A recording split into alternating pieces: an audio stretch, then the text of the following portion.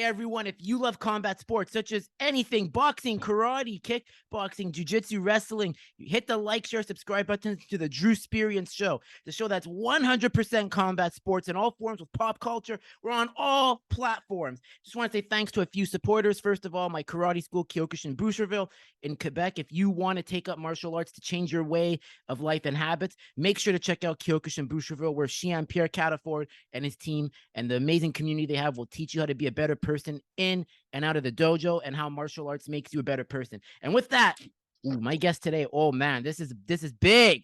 This is huge. He's back. He is back. Man, I cannot believe it. This is a prime resource of combat sports. He's been there. UFC, boxing, Bellator now. He even has knows Joe Frazier. He has in the back, he's got a signed picture of Muhammad Ali. Look at the accolades. Also, he is, I got to say this here because if I don't say this, I will regret this. I got to say it. Ooh. He was inducted into the International Sports Hall of Fame 2015 Fighters Only Magazine Lifetime Achievement Award. Here we go. Welcome back, Burt Watson. Oh, baby. You sound like you've been taking lessons, man. I love that. I love that. It's a pleasure to be with you, baby, on the Drew Experience. I just experienced something great just now. Thank you. Hey, the first time you had me, I was raw. I was figuring it was like a fighter coming up. You know, the talent was there, but could I mold that talent and potential? And now I'm refined, but I'm always refining myself. So there's always a new version coming. That's how it is. You always got to reinvent yourself. Yeah, well, I was there then, and I'm there now. So it was good to see you start. And I know what that's like, when you're trying to get something kicked off and now you're in it and amongst the names. So, congratulations to you. And it's always good for me to be a part of somebody's journey. That's been my entire career. And I love it, man. I like it, and I like seeing it, and I like seeing the progression of it and the progression of things, and and I'm still having a damn good time doing it, baby. I love it. And I got to thank Nima for that, a mutual friend of ours, because Nima was the one that referred me to you when I had him on, because Nima was the one that also recognized the potential, because when I was coming up, and he's like, you need to talk to Burt. He goes, if you get Burt on, he's like, that's a big deal. And so I got to really thank Nima for that. Nima really helped. He's amazing, he doesn't like being in the spotlight, but he's the man. Yeah. It's you don't like, and myself, you don't necessarily like being in the spotlight, but you always want to be recognized for what you do. And recognize for your intent of what you're doing. If you're intended, because I had an intention when I first got into sports and working with fighters, and it's more to me to be recognized that I met those accomplishments more so than anything else. Because anything else tells me how old I am, and how long I've been around doing this stuff, man. Age is just a number. It's how you feel up here and here. Oh yeah, 100%, 100%. That's the only cliche I agree with. I'm 31, but I still feel like I'm 21 in most days, because it's all about what you love. If you love what you do, you appreciate the processes, you're gonna have a happy and successful life. You are how old? 31. See this thing right here? Yeah. I got that 35 years ago. Wow. So I'm not going to tell you how old I am, but I keep things, and this is one piece of jewelry that I've had that long, and I still wear it. Wow. You know, I'm not. I'll be past 74 my next birthday. So Nah, you're no, you're 54. Okay, no, you're 50. Okay, let's just keep it at 50. I'll keep my speed at 50. Okay, but sometimes I take that speed to 120 real quick, and you know, but I know how to drive a car, so. That's amazing, man. So how's it been for you? You know, you're killing it with Bellator. You guys are growing fast. You're doing your Yes. legends to legends. Like I love Yes. it. Like you're just everything you touch is turning into gold, and I love it because you truly are one of the good guys of the sport. Well, it's growing really well right now. I'm having such a great time with Bellator and being on the road with them and working with, I mean, everybody that I work with. And you know, people say this all the time, and you hear people glorify, oh, this is good, and these people are good, and I'm having the best time in my life. But I can guarantee you and tell you that right now, where I am with Bellator and the people that I'm working with are giving me the best time. You know, respecting everything, and the shows are great, and the fighters are great, and the corner people are great. Scott Coker is awesome, and he has worked his way into one of my stories of my career, you know, of accidental happenings, because that's exactly how this happened. Mm-hmm. And you know, great people, great match. It's, I think working with Bellator is probably the second female matchmaker that I've seen at this level and this productive. It's unbelievable. And then you've got Carrie running the operations. You know, it's unbelievable. But everything feels real comfortable. And I can tell you that when it comes to fighters and things like that, I became a coordinator because after working with Joe Frazier as long as I was, I kind of transitioned into coordinating events. Mm-hmm. And I had a fight once where there was a young man, you know, back in the day, they used to get $30 a round or $50 a round, you know, and that was what they got. And this young man was fortunate enough, hear what I'm saying to you, son, fortunate enough to get $50 a round. And he got his $50, and it was in California, and his medicals cost him $180. Mm-hmm. And can I curse on this show? Yeah, be you, buddy, be you. And that damn promoter took that $180 out of his $400 purse. Wow. And that kid came to me, and he was, you know, I had my, you know, he told me, Mr. Burt, you know, is this my check? Now, I don't know. I don't look at their checks. Basically, I know what they make, but I don't ever let them see me looking at their check, because that's a personal thing. Mm-hmm. So I usually fold it up and give it to them.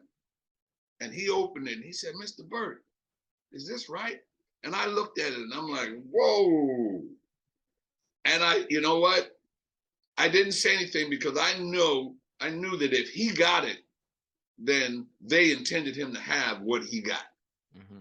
So I looked, I ran my hand in my pocket, man, and I had $105. And I gave him $100. Wow. And I told him that I hope that helps you get or eases the pain a little bit, but just take it, and next time have somebody negotiate that a little better for you. Mm-hmm. But I walked away from that kid and I said to myself, Drew, I will never, ever, ever let another promoter disrespect the fighter.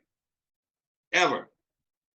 As long as I'm around, and I know it, and I know what I know, I'll never let that happen again. And that was the start of me getting close to fighters, listening to them, understanding how their thought processes worked. Mm-hmm. You know, I already knew how tough it was for them to do what they do and get into that ring or that cage or that octagon, Mm-hmm. you know, but I wanted to make sure that from that point on, everything, their transportation, their food, the workout room, towels in the room temperatures, whether it was bottled water or tap water, all those things I paid attention to. And if it wasn't right, I got it right. And from that point on, it's all about fighters for me. But then I also saw the rewards of that, Mm-hmm. because their performance level, you know, started to change. And you know, when they came to me and to see me, and not saying that anybody else does it, but nobody does something the way you do it. Mm-hmm. Let's just get that shit out of the way. Okay. They do it, but you got your own special way of doing stuff. And when they came to me, they got it, and they knew they were going to get it. And I just kind of, from that point on to now, you know, I take care of them, man, and I listen to them, and I watch them, and I know.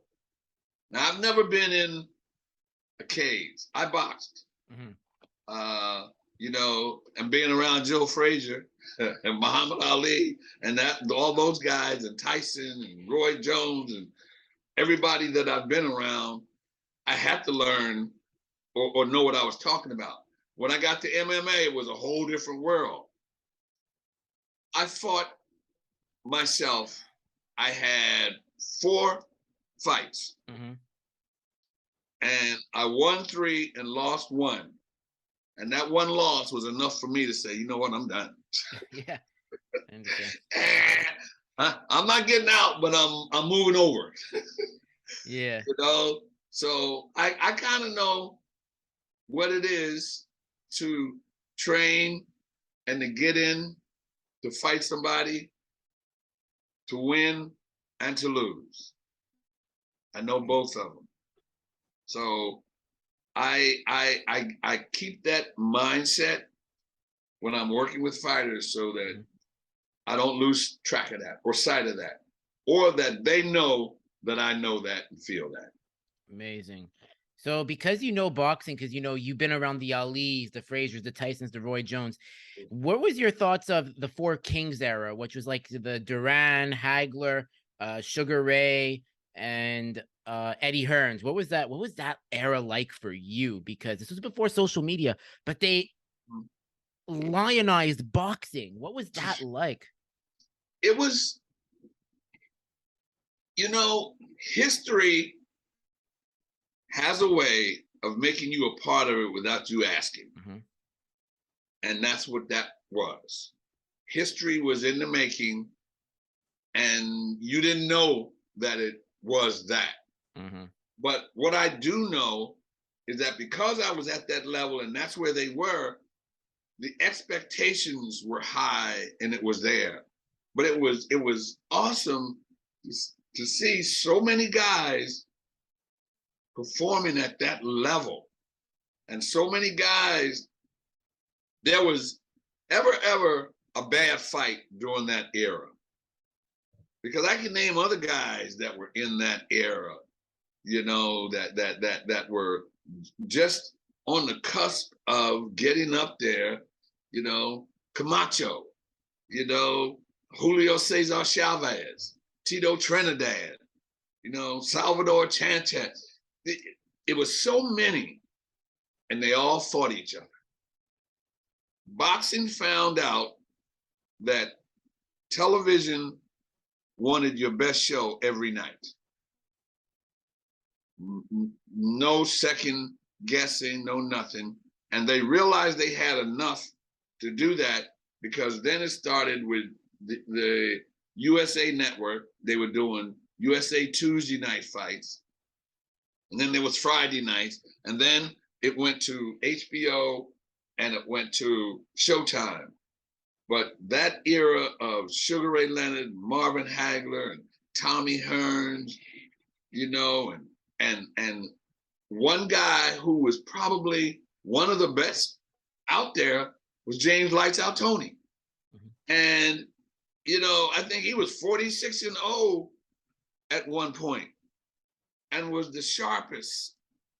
I mean, spectacular. But there were so many that they never lost grabbing anybody to put them on television or to put a major fight together, because there was so many of them.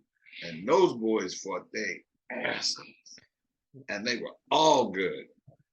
Were you at the war of Hagler versus Hearns in '85? Because that's considered like one of the greatest first round in boxing history. Ever. I wasn't actually at the fight, but at the time, the casinos held fight night in a ballroom with a screen, and you paid to go see that. And I did. I paid to go see that. But I did other fights that Hagler and Hearns were involved with. But that particular fight, you know, was that was unbelievable. And there were so many after that, but that one was the one that caught the eye and had the right timing for both of them. And it was definitely awesome. I did I think I did Hagler's last 4, and I did Hearns maybe his last 3 or so. But I was also transitioning into Chavez and De La Hoya and, you know, that era with Zab Judah, you know, and you know, the kid, and I cannot, Vernon Forrest, you know, out of Atlanta. It started the transition, but it was still one hell of a field. And then, you know, you always had great boxers in every era from 1971. And damn, I'm telling you how old I am. But, you know, from March 8th, 1971, when Joe Frazier fought Muhammad Ali, every year and every 10 years, you had great fights. And it went on like that. And even though there were so many great fighters, somebody would jump out. And I have a photo of me and 18-year-old Mike Tyson. Whoa, was that when Cuss was still alive? That was his first fight. One day I'll send it to you. Oh man, that'd be beautiful. But then he came along. And again, history making you a part of it without you asking, he jumps out. And nonstop. And Mike Tyson was the first fighter that I've worked with, and the only fighter I've never worked with is Lennox Lewis. So from 1971 on, you can pick the names out that you want. Every one of them I worked with except Lennox Lewis. Mike Tyson was the first fighter that came out and dominated the way he did. And I can honestly say, and no disrespect to any of you guys that may hear me, was the first fighter that I saw guys that were actually intimidated by that presence and intimidated by the fight. You know, I always had a saying that sometimes the lights, when the lights go on, some people's lights go out. They can get dim, but don't ever let them go out. And I saw that with Spinks. I saw that with everybody he fought.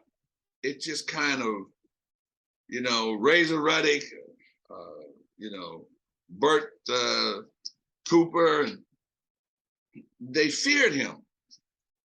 And he brought on a new era of guys thinking, you know what? That's what I need to do. That's what I need to do. But then also, when you make a fighter fear that and fear you, then you got to go out there and knock him out. You can't go out there and let him take you the distance. You got to go knock him out, and that's what he did. You know, so that was a whole nother era that lasted long. You know, hasn't been that since him in terms of a particular fighter taking, but we've had such great fighters, and even now today, we got good fighters and boxers. But my opinion, the networks gave up on it. Mm-hmm. You know, they started cutting. They cut USA Today, you know, and they cut ESPN. And HBO got out of it. Showtime stayed in it. Now ESPN is coming back. But the television, for some reason, got out. And I won't say it was because of MMA, but I will say that MMA took over that mantle, but not on television, because television didn't want to show MMA initially. You know, we had to go to I don't remember the network, but some network was the only network that would put MMA on. And then they started seeing it, and it started happening. And then Forrest Griffin and Stephen Bonner happened. Yeah. And that was it. From that point, it went on. I would also say UFC 40, Tito versus Ken 1 was a significant one. It's Forrest Griffin and Bonner, but that UFC 40 that not many people think of, they're like, oh, why are you looking back at that one? And that was such a pivotal card because it did 100K pay-per-view buys, but you had Ken Shamrock from WWE and Tito was upcoming and the UFC was still finding its footing. And Big John McCarthy and Bruce Buffer have gone on record to say UFC 40 was the pay-per-view that made it. But then the lightning in the bottle was tough on Spike TV. That was the network. I was thinking direct, but I knew it was Spike. I was trying to think of it on Spike TV. That was the network in the bottle. But from that point on, for me, every fight was better than the last. Progressively. It just kept getting better, better. The crowds kept getting bigger and bigger and bigger, and they started moving around more. You know, at one point I was doing, I think the least I ever did was maybe 6 fights or 5 fights a year. I've done, the most I've ever done was 40. So, you know, it just went on and it progressed. Not only from the standpoint of television, but the technical skill level. I saw the development of that, and I was stunned because here's a guy coming from boxing, you know, guys, you know, boom, boom, boom, and knowing how to roll that shoulder, you know, and bring it in. And MMA fighters at the time, I won't say they were fighting like this, but there was no real technical stand-up skill. But they went from this to this real quick. And they started becoming technically skilled.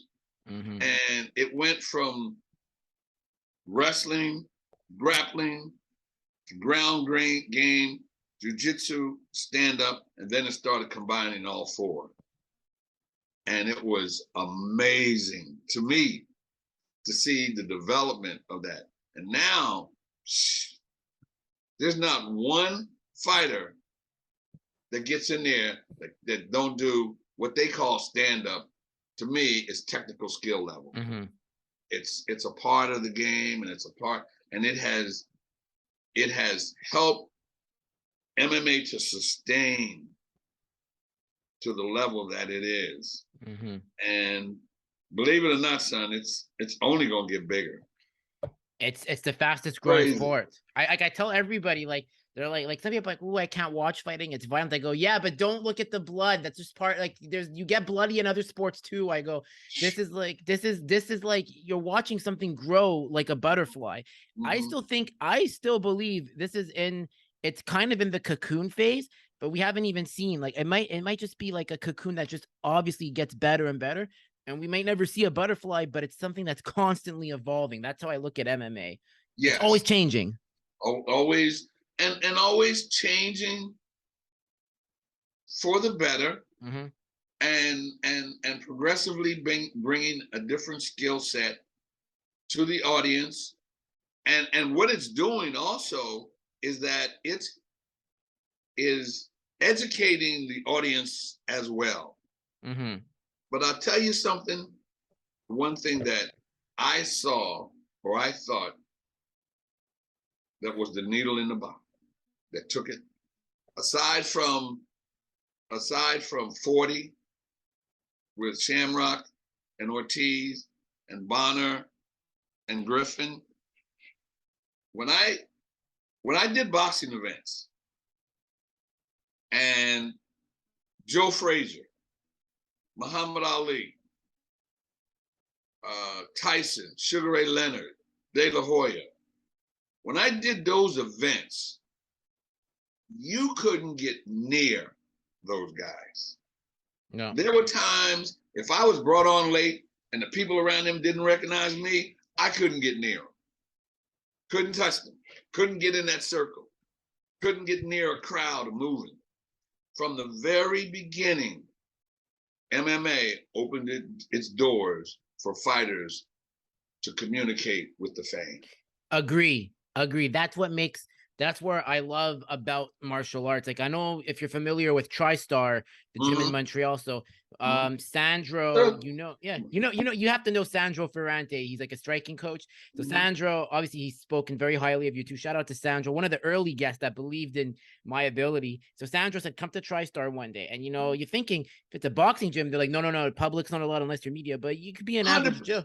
I go to TriStar, I let the fighters train, and then after that, Sandro comes up to me and says, okay, now you can start talking to the fighters. I met Kevin Lee. I met Johnny Walker. I met Roberto Soldich, who's now in ONE FC.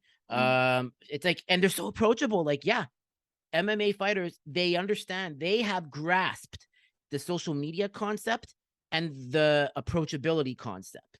And I'll give that to the promoters to allow that to happen. Mm-hmm.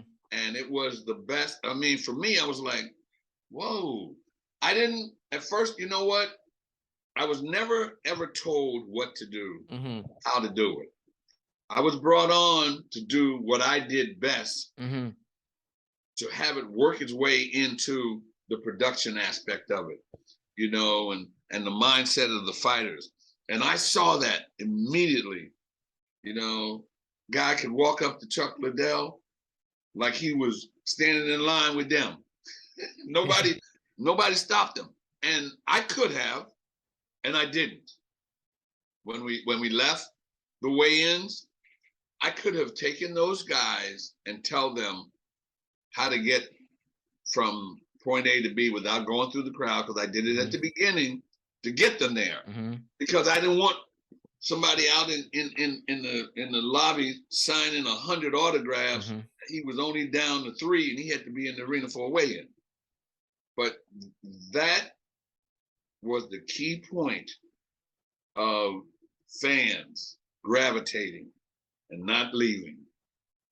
When they could go and buy $100 or $300 worth of merchandise and get it signed. In boxing, that wasn't happening, bro. No. You were not. The closest you got to one of them was on the television screen, or if you bought a ticket to the fight. Or if you somehow meet them in a public space when they're like you, and you have to really recognize them, because, like, for example, my mom, my late mother has a picture with her and Sugar Ray Leonard at a charity event, and in '86, and someone was like, because my mom was a very, she was married to my dad then, but they were living in Bermuda. My mom was a very she's a beautiful woman, God rest her soul. Fought a valiant battle of stage 4 pancreatic. But she had the picture with, when you see it with Sugar Ray, Sugar Ray has his arm around her, and my mom said, your dad was very jealous. And I was like, don't do it. She's like, Tom, don't do it. This is not a guy you want to argue with. Yeah. You want to walk over to him and say, "Get your hands off my wife." But yeah, that was definitely the situation that, in my personal opinion, that changed the landscape of fan appreciation for MMA. And it's still basically the same. I can specifically speak for Bellator, because I'm there and I react with them, and I always tell them, don't forget the people that are buying the tickets to come and watch you, because those are the same people that are going to buy a pay-per-view if you're ever on it. Those are the same people that are going to buy your merchandise if you ever sell any or get it, because fans don't forget nothing. No. Nothing.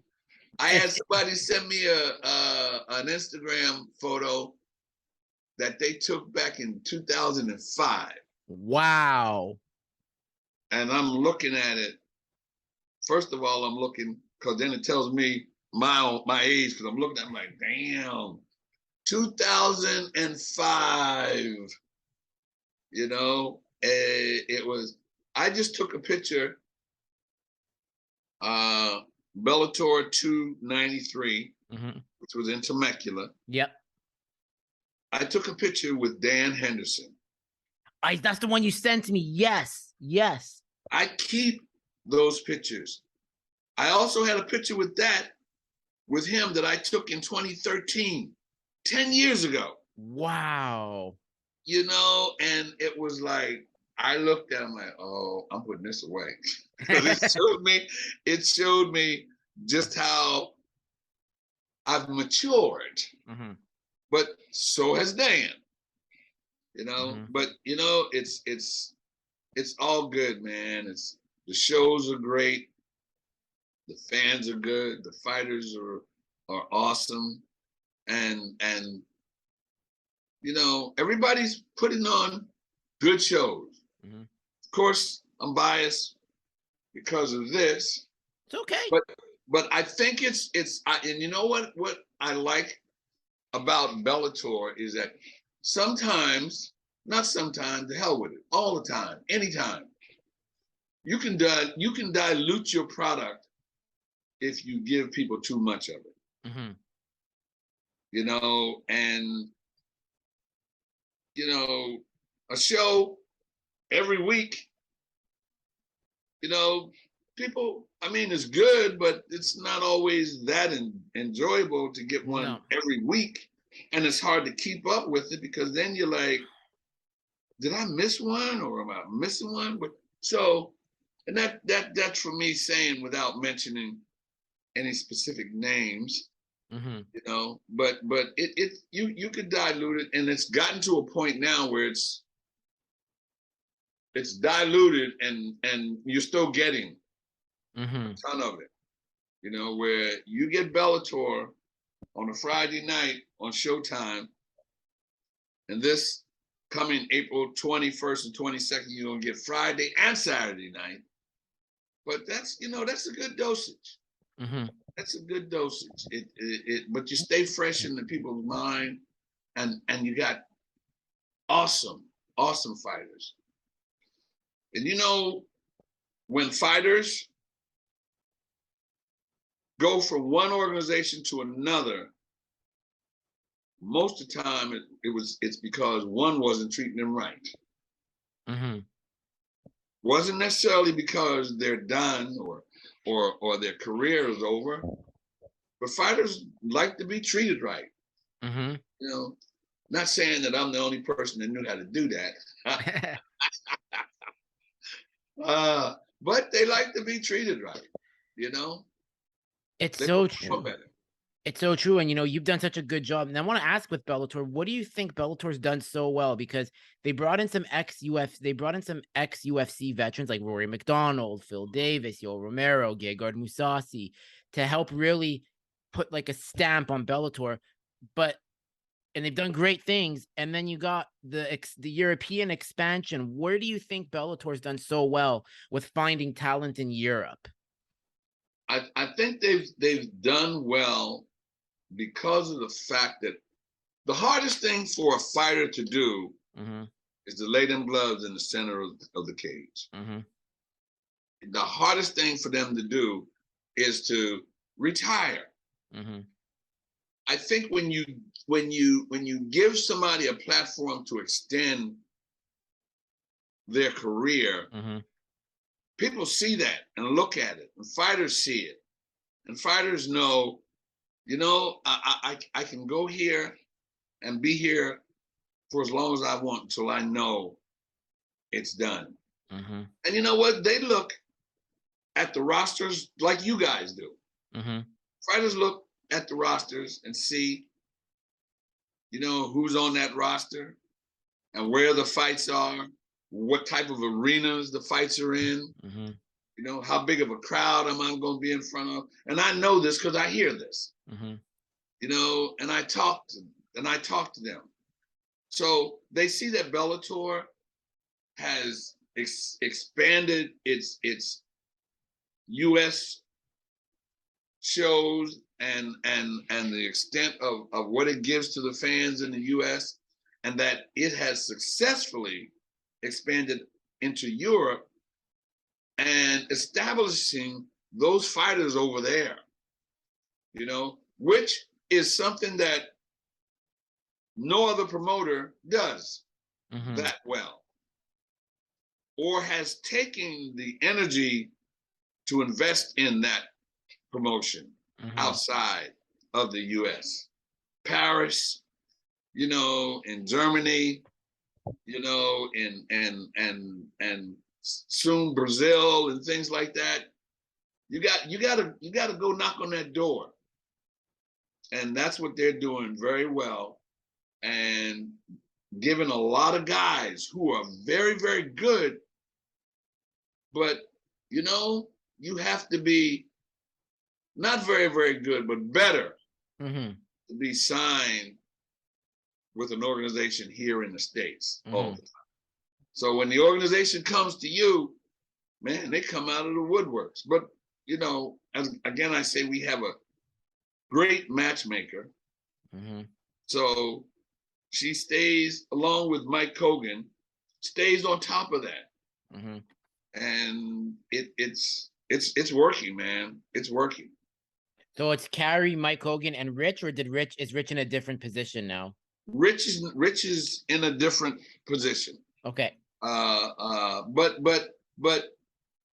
you know, I don't know specifically, but I see Rich all the time. You know, his presence is always there. You know, but you know, sometimes people know how to drive a car without putting too many people in it.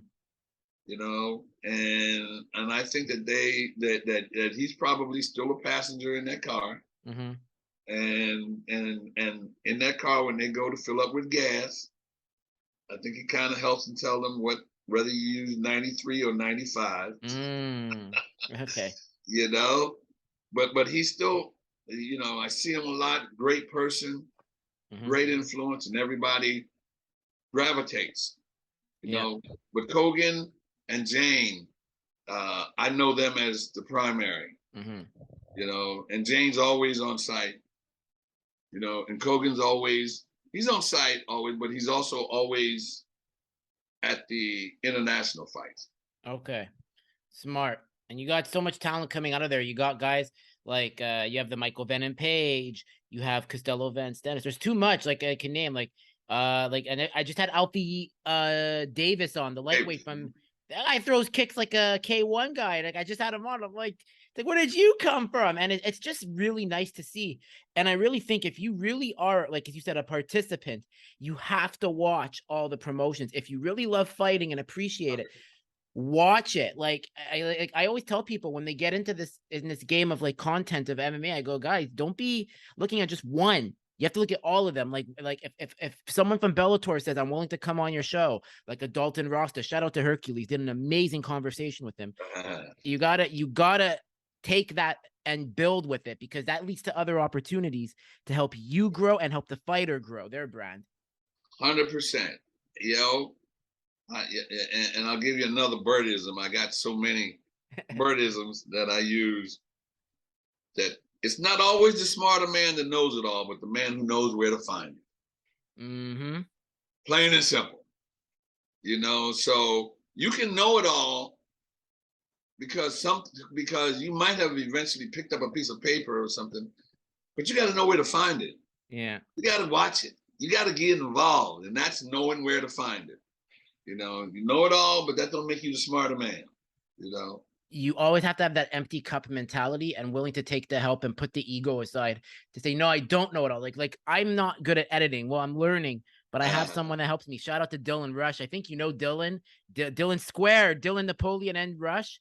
Those two are doing amazing stuff with for Bellator, man. I gotta really say, and I saw you tag us, so kudos to them, man. Like they really they work hard. Oh yeah. They're and you know what? I'm pretty sure, because I see the mentality of the Bellator organization, the people around, how they give people a job because they know or they figure that person can do that, but then they don't try to tell them how to do it.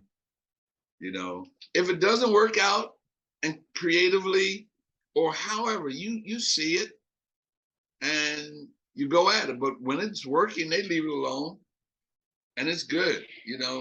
Editing is, I think, editing and fighting are skills that you have to have in you.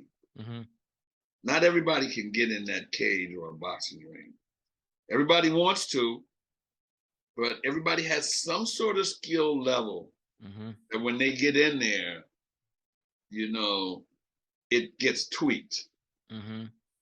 And editing, man, I've had more guys make interviews I've done look damn near like a movie, or other stuff I've seen that they're very good of it. And I know the guys who are good at it, so that is very important. And kudos to you for bringing that up, because they also need to be recognized a lot, because they put out what the fans get.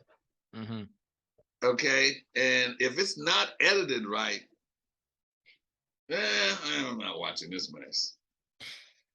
I also would say, if you have some decent skills, but you have that persona that makes it like work, that also does too. Because I don't have perfect editing skills, but I have like 340 subscribers already. From the last time you saw me, I was at like 50. Wow. So I'm really like grinding, and I always tell people, don't pressure yourself to be like others. Everything will fall in its place if you're consistent. It's all about the consistency, and everything. You don't have to go back and say, oh, I should have done it this way. You just got to roll with it. You just roll with it, and you improve along the way. It's like fighting. You get better over time. There's going to be bumps. There's not one linear way. There's always a different path. But like you said, you're constantly grinding. Yeah. Okay. So that, when you're consistently grinding, or consistently training, or constantly doing whatever, eventually, and as you go along, you learn to tweak. I don't want to say learn mistakes. I call mistakes tweaking. Yeah. Okay. You learn to tweak it, and it eventually, you get the hang of it. But then, you know what? Once you see that you do something and it's right, then you're disappointed if you do it less the next time. You don't want to take shortcuts. Yeah, it's like, nah, you know what? This ain't it. I also want to give a shout out to Sophia Halides, the new Bellator ring girl. What's it been like working with Sophia? It's when you get to this level of visibility, you don't always know what's expected of you, but you know they gave you a job. But when you get in it, you know how I said earlier that other birdism, sometimes when the lights go on, some people's lights go out. Well, Sophia, when the lights go on, seems like hers get brighter. Yeah. But that's what she's supposed to do. Period. That whole weigh-in and fight night, people are looking for the energy that comes out of it, that translates into the cage. And she brings that energy, and she's a light, you know, and I noticed right away when I get on stage with ring card girls, before and after, believe me, I paid strict attention to their body language, to how they're working, if they're smiling, if they're enjoying it, or if they're trying to figure out if I'm doing right or wrong. That shows. I've seen none of that from her. I've seen confidence, and this is probably also one of the few times that I've seen a ring card girl hold that shit down by herself. You know? You know, and she does that. And she's good. I don't know where they got her, but they struck a good strike when they did that. She's amazing. Yeah, and she doesn't make people feel that because she's a ring card girl, you got to respect this and respect me that I do this. She doesn't do that. And that those are things that I look for, and things I look at in fighters. Another thing too, I like about her too, is because like I've had her on here. It's that episode's coming out like tomorrow. I mean, because this is like pre-recorded the episode with her, and it's like she loves also participating and, you know, giving her, like, just telling people, hey, make sure to watch the fights. We don't hear that from other ring card girls. I mean, not that they don't want to talk, but she's really putting herself out there, and she's building her confidence, because it's a perishable skill. So she's really showing that she knows her stuff. She loves working, and she really wants to help grow the Bellator's brand across the US.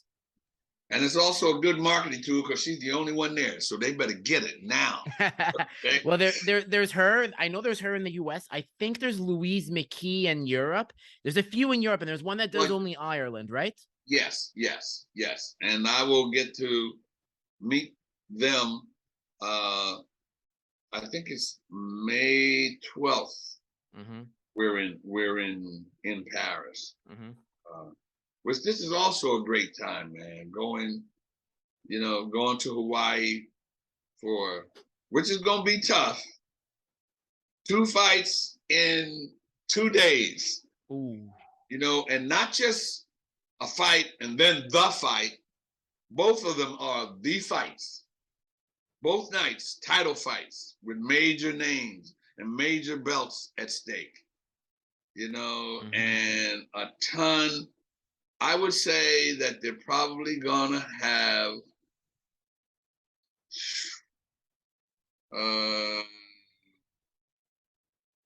I'd say maybe 60 fighters, you know, at least, and camps, you know, and everybody else. And then we have the weigh-in. The weigh-in is the day before the fight. We usually do the official weigh-in at 9 in the morning, and then the mock weigh-in is usually, which is the face-to-face, we usually do like 1 in the afternoon, which is good. And then the next day, we're in the dress room, or I'm in the dress room by 1:30, 2 o'clock. Because the first fight's at 4, fighters start getting there. I'm in there. So the 22nd, all of that has to be pushed up a little. Like we might have to do the weigh, and this is not 100%, but we might have to do the official weigh-in at 7, then the face-off at 9, because then we got to scoot right over, you know, to the arena. But good thing is that they're both in the Blaisdell arena, Blaisdell Center, I think it is. So that's a good thing, a real good thing. But I'm gonna take a little credit. not a lot, but a little credit, because when I started back in MMA in 2000, I think my first fight, or first two fights, I was like this because of the weigh-in. The weigh-in was coming, and I'm waiting and I'm waiting and I'm looking and I'm waiting and I'm looking. And every time somebody got on the stage, I did this. I didn't do it publicly because everybody was looking at me, so I had to do this. But I waited and I waited. So after the first two nights of me losing maybe 5 pounds each event, I said, you know what? I'm not doing this anymore. From now on, I'm going to bring those guys down at 7 o'clock in the morning. Weigh-in day, period. And they looked at me, didn't like it, but I said to them, and especially since they were letting us use our scale for the weigh-in, I said to them, I will have the official scale at 7 o'clock in the morning, and I want to see you then. That gave me, if I saw them at 7 and I saw a guy needing to lose 3 pounds, I know that by 10 or 11, if he did whatever he did, he probably could do it. But if I saw him at 7 in the morning, he was still 7 pounds over, then I had real concerns. And then that gave me time to go to the matchmaker and say, hey, this is what I see. And they can make adjustments.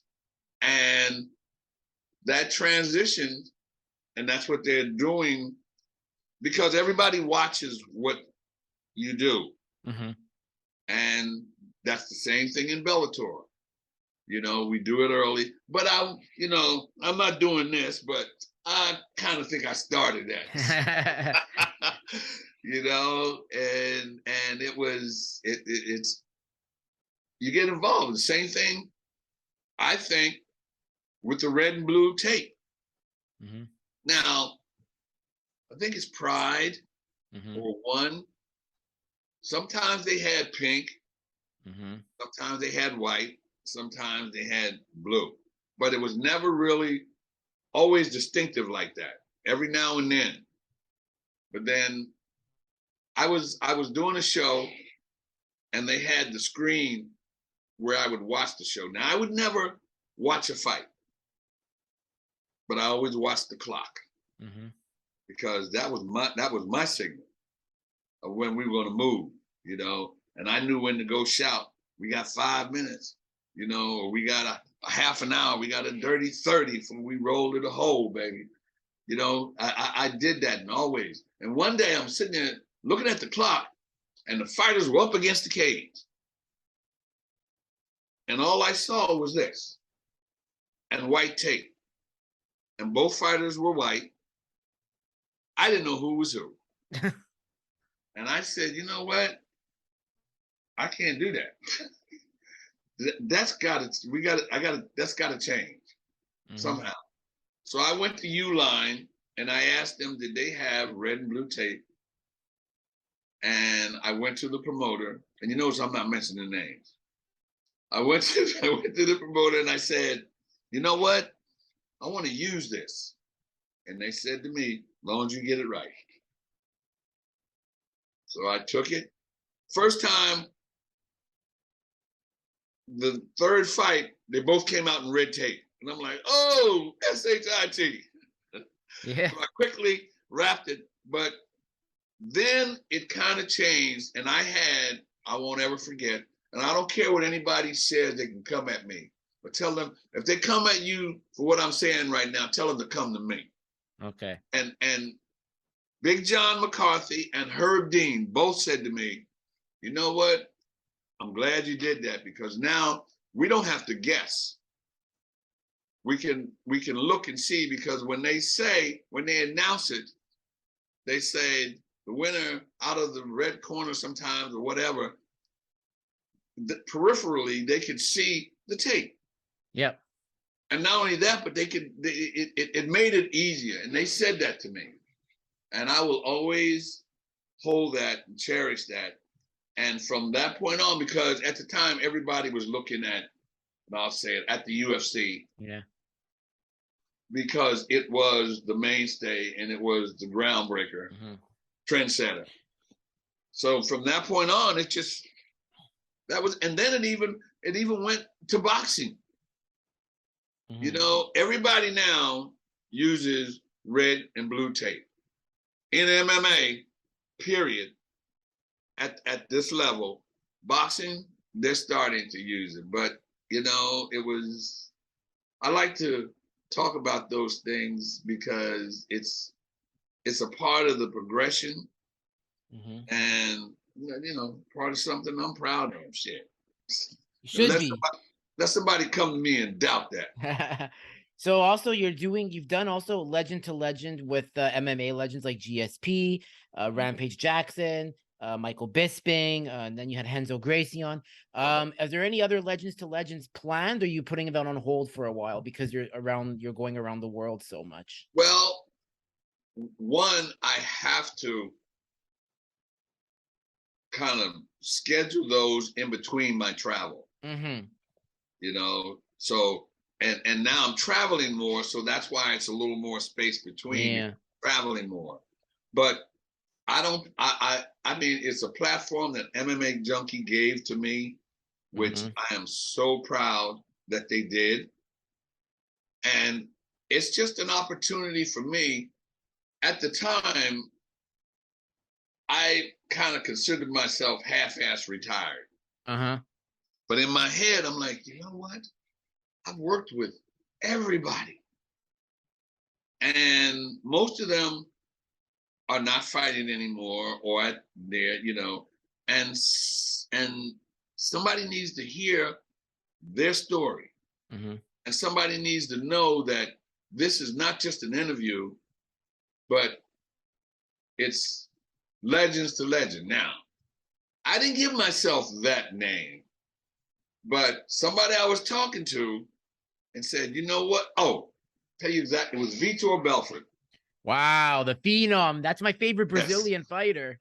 When I asked him to do the show with me, he said, you know what?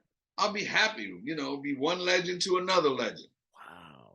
And I said,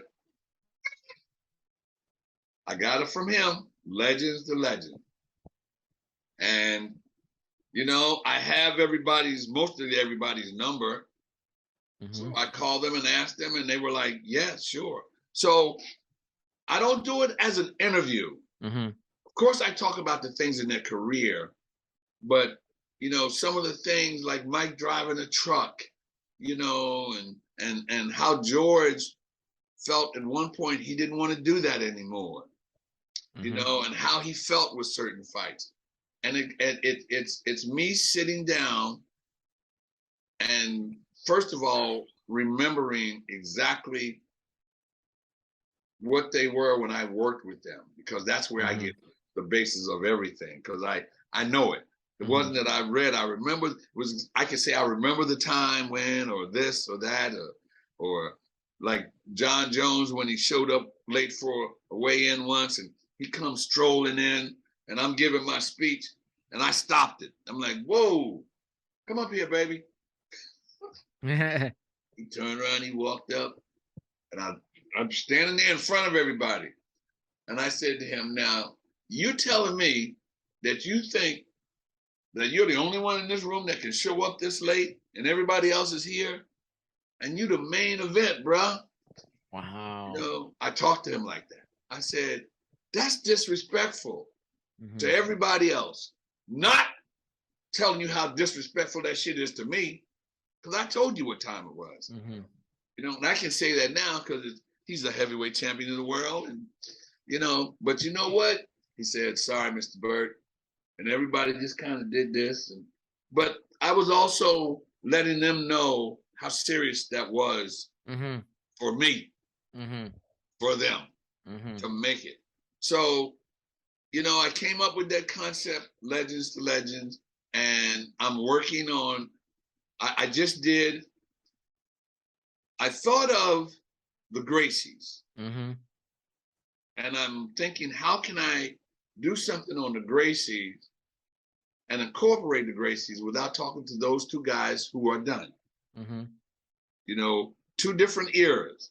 You got Henzo over here, and you got Hoist, whose father, Helio, and this guy, and it was all connected. So that was the story I was trying to tell with that. And my editor, Abby, out of London, and I don't want to mispronounce his last name, but Subban, but Abby is an awesome editor, and he edits all of it.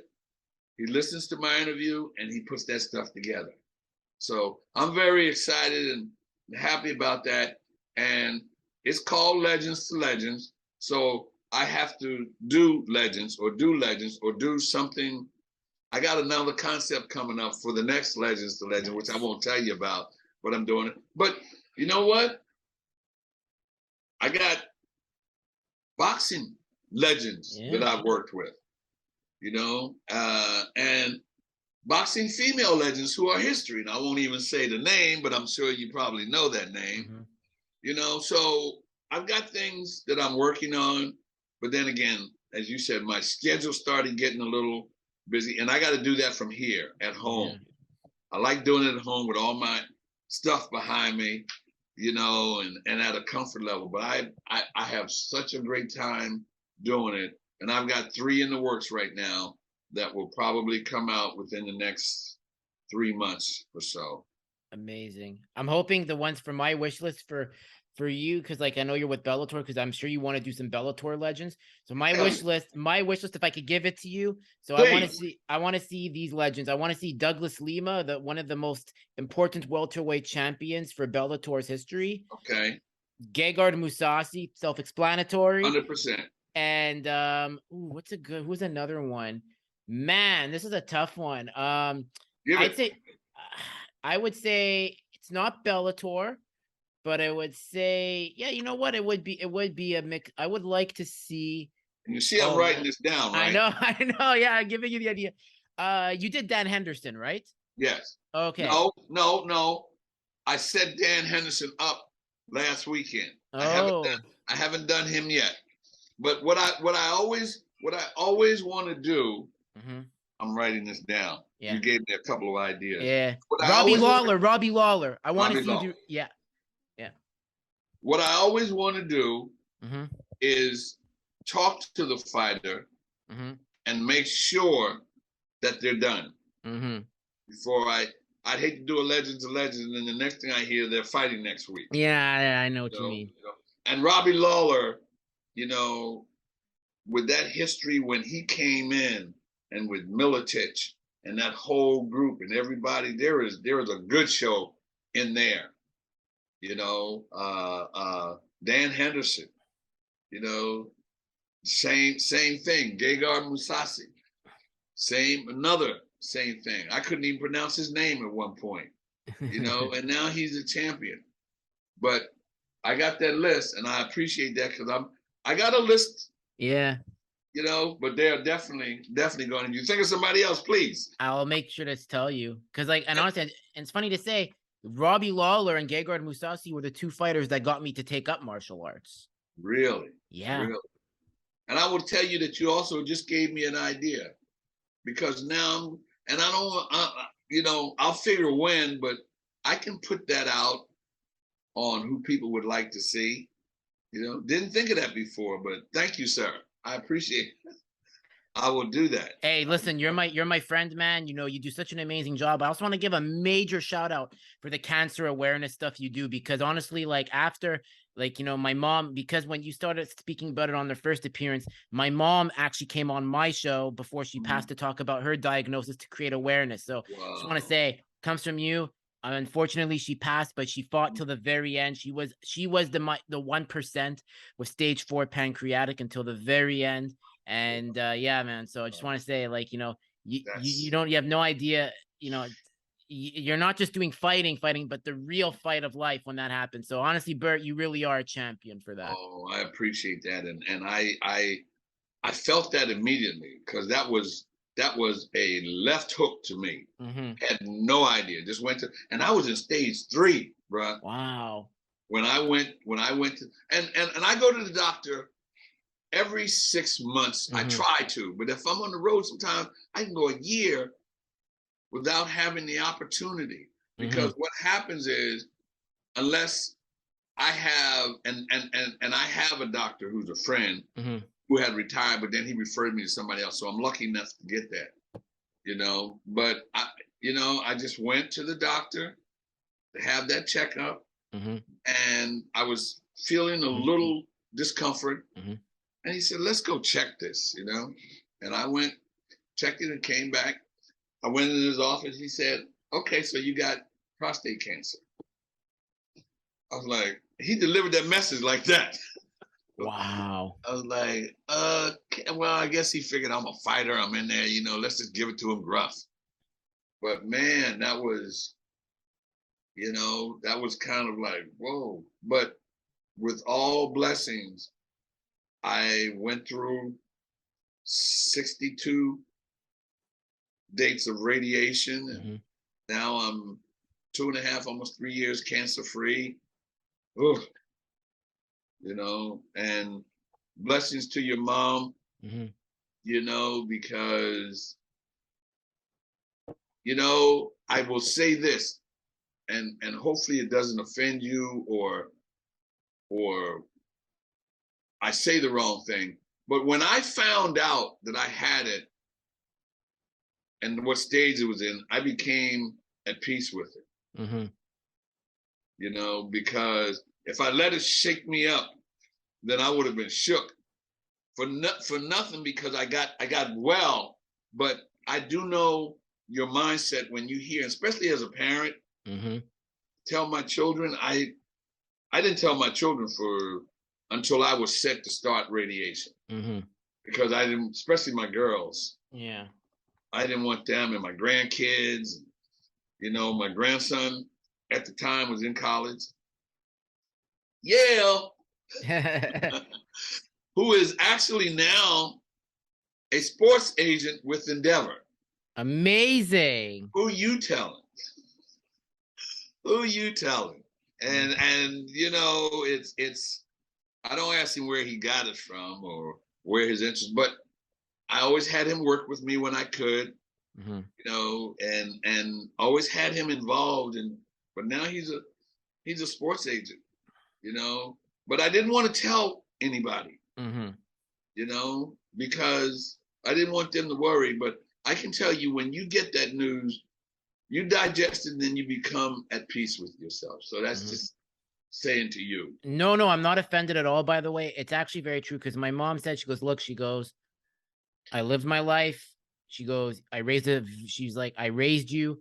She goes, you're successful in your life, even with all the tribulations and challenges. And she goes, I'm okay with it. And as soon as she said, I'm at peace, she goes, I will fight as hard as I can, but it's as what my body says. I said, it's okay, yes. Mom. I said, yes. I said, I rather you. I said, I do not want you to suffer. It's like forever. So we made it clear she chose to go fast so she doesn't suffer, so then I could live on with my life. And it's like, I have like a very weird way of looking at how the death affected me, because it did really screw me up for a bit. But then thank God I have amazing support group where I started to reach out, and I've been in grief therapy, because grieving can bring a lot of difficulties if you don't do it properly. I didn't do it properly with my dad's passing. So with my mom's passing, like, I'm just gonna put it out there, like, if you feel that, like, anxious, depressed, or sad, and you don't know how to express yourself, please, I urge everybody, go get the help you need. There are people that are there, psychologists, counselors.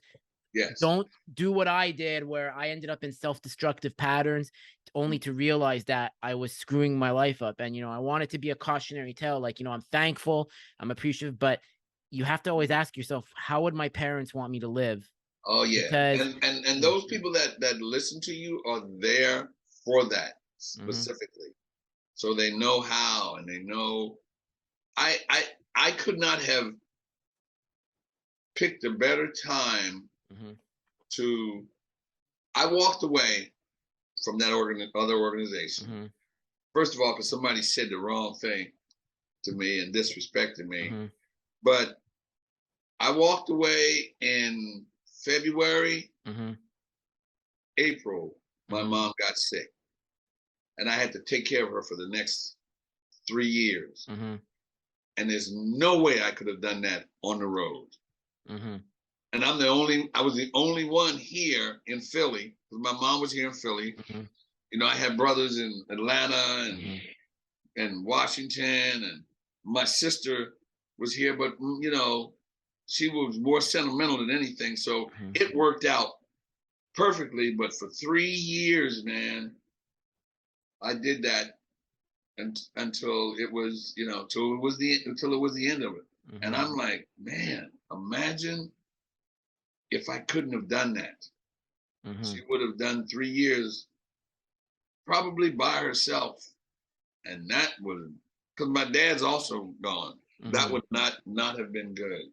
No. But we're both blessed and lucky because, you know, I'm seeing you, I'm seeing what you're doing. It didn't tell me that you went into a dark room and stayed in there, you know, which we both could have done, but we didn't. You know, and then I transitioned from that to my own personal issues. I'm like, man. But you know what? I live my life like I want everybody else to. It's very hard for me to get with a fighter and tell him how he's got to hold his head up and how he's got to make commitment to things, regardless of how hard times get, if I look like I'm not committed. So I always give them, and it's never a phony face. It's real. When I get on a plane, that shit kicks in. And when I get off, boom, I give it to them till the time I get back on the plane, man. But you know, it's all good. Amazing. And we're gonna end it here on a very good note to empower everybody. Burt, I love the fact that you came back on. I'm so glad we could do this. We're gonna do more of these again eventually. Anytime, any day. You know, I love having you. You know, shout out, as I said, to Nima, Sophia, for really helping, like having the return come on. And keep up the amazing work. You are the prime example of history for combat sports. You're a primary source. So we got to protect Burt at all costs, people. We got to protect him, protect the fighter's babysitter. The man, this guy is a Hall of Famer, not only in the Sports Hall of Fame and Fighters Magazine. He's a Hall of Famer in life. He's the people's champ. Burt, where can people connect with you on social if they want to follow what you're doing? Burt Watson, the number 4 real. That's on Instagram, Twitter, and Facebook. And I use 4 because there's others, but 4 real is mine. And please, I love communicating with people.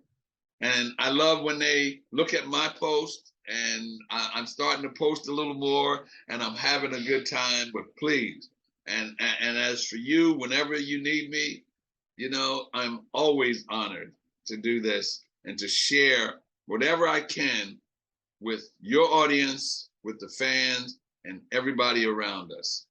And please make sure you watch Bellator April 21st and 22nd, baby, because that's going to be one heck of a weekend, because they're going to be rolling. And you know what that means? You know, when I say we rolling, we rolling! Yeah! Yeah! All night long. Boom. Make sure to hit the like, share, subscribe button to the Drewsperience. Follow Burt, my bad, Burt, sorry. Follow Burt Watson, Drewsperience, out.